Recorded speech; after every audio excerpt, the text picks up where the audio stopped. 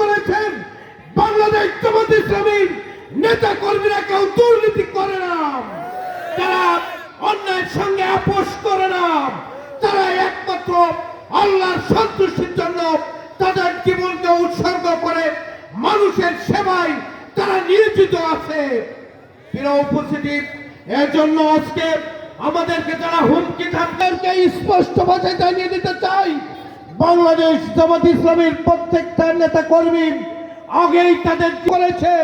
তোমাদের হুমকি ধামকি, তোমাদের কোন চোখ রাঙানি বাংলাদেশ জামাত ইসলামীর কোন কর্মী পরোয়া করে না, করবে না। তোমরা যদি বেশি বলাবলি করো, বাংলাদেশ জামাত ইসলামীর কর্মীরা প্রস্তুত হয়েছে তার মোকাবেলা করার জন্য। তারা যথেষ্ট চাই, আজকে প্রশাসনের দৃষ্টি আকর্ষণ করতে চাই, তোমরা দেখে যাও আজকে বলবিরাম তারা কি আয়োজন করেছেন। কর্মীরা এক হয়ে সিদ্ধান্ত নিয়েছে এখানে দাঁড়িপাল্লা প্রতীককে তারা বিজয়ী করবে। এজন্য আজকে আপনারা যারা এখানে একত্রিত হয়েছেন, দাঁড়িপাল্লা প্রতীককে বিজয়ী না করা পর্যন্ত কেউ কি ঘরে ফিরে যাবেন? আমি এজন্য